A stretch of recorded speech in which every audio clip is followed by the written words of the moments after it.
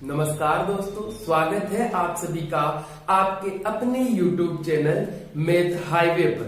दोस्तों, आज से स्टार्ट कर रहे हैं हम क्लास 12th का सिलेबस और सबसे पहला जो चैप्टर हमारा रहेगा वो मैट्रिक्स रहेगा, आव्यूह रहेगा।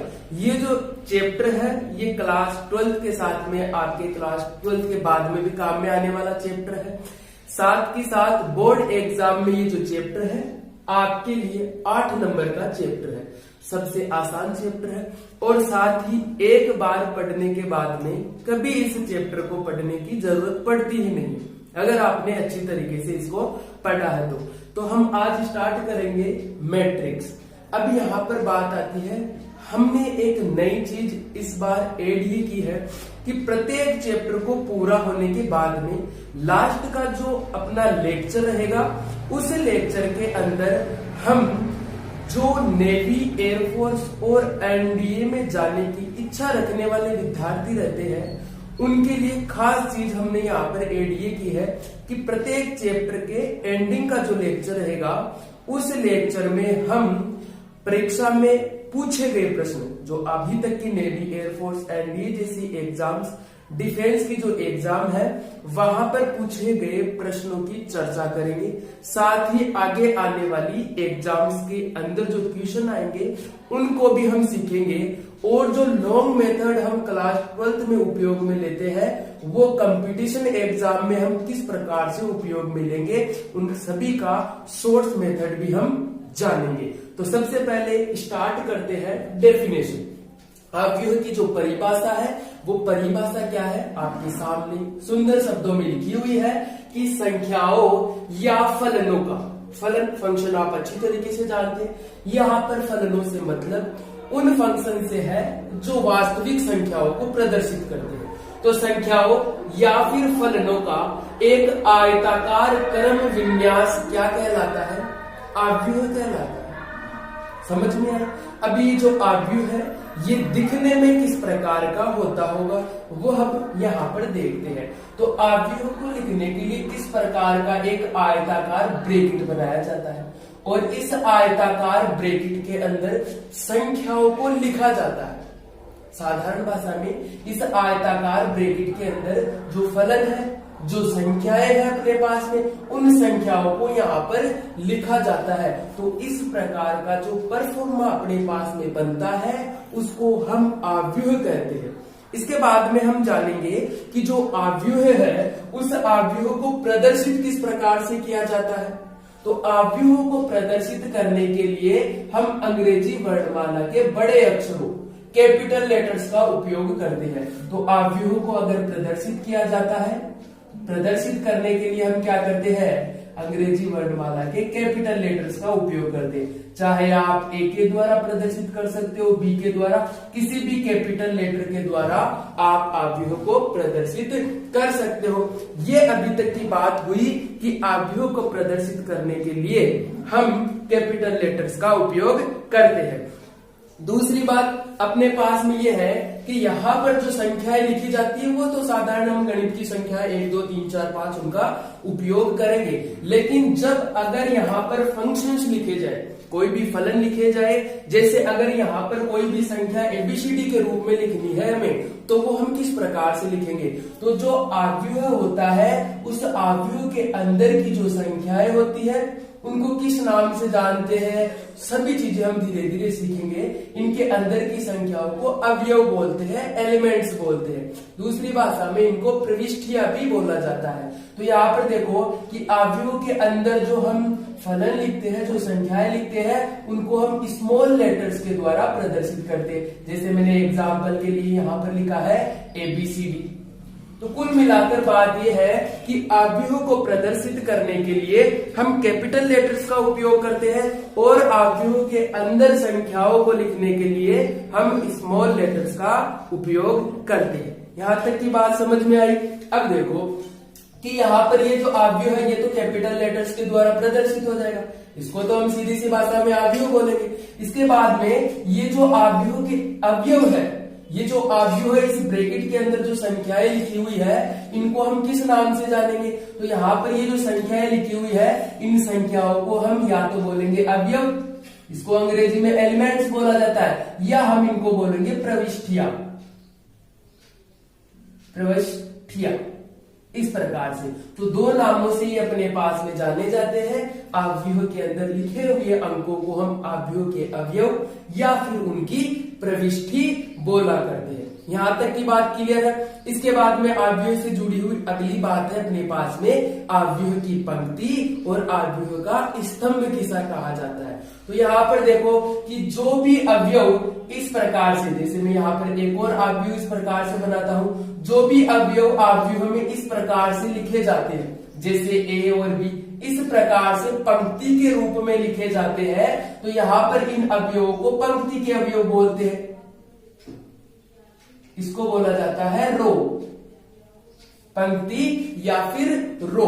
तो यहाँ पर ये हो जाएगी अपने पास में पंक्तियां, और साथ में अगर अवयवों को स्तंभ के रूप में इस प्रकार से एक खड़ी लाइन के द्वारा लिखा जाता है, तो उनको हम क्या बोलते हैं? स्तंभ।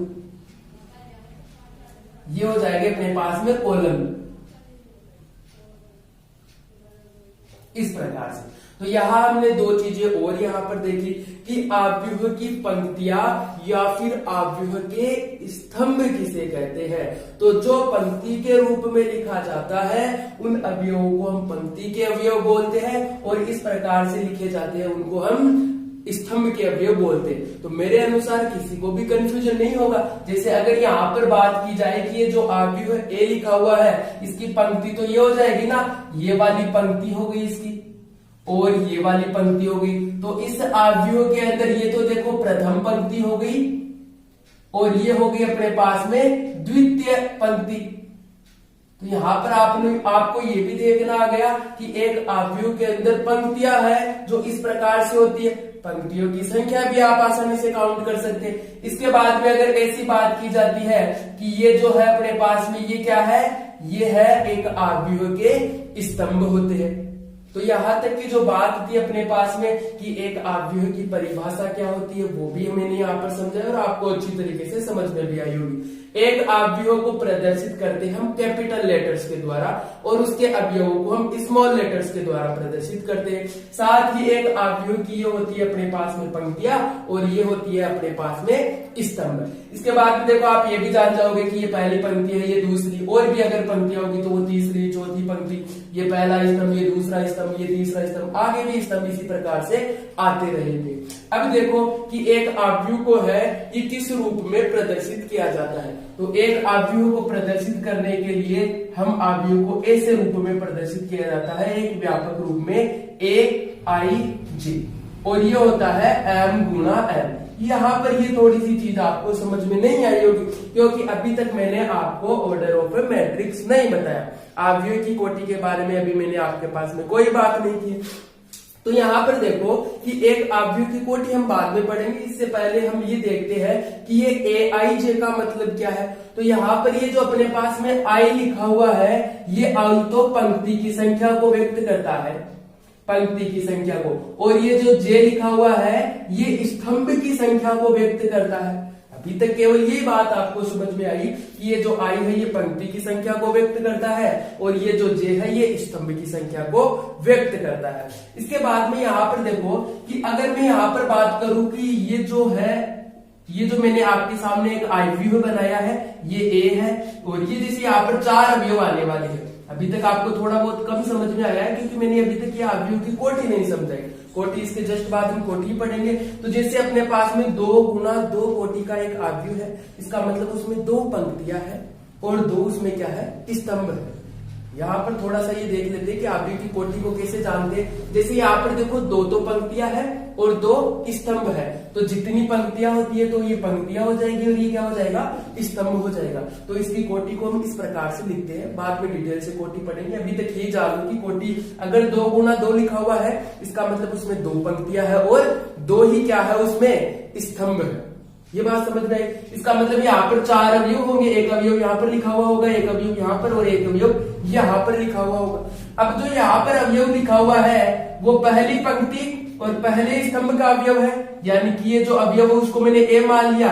अब जो पहला आई है ना, ये पंक्ति को प्रदर्शित करता है, यानी कि पहली पंक्ति और पहला स्तंभ, ये जो है ये स्तंभ की संख्या को प्रदर्शित करता है। यानी कि यहाँ पर जो अवयव लिखा हुआ है ये पहली पंक्ति और पहले स्तंभ का अवयव है, दोनों में आता है ना, स्तंभ में भी आएगा प्रत्येक अवयव और पंक्ति में भी आएगा।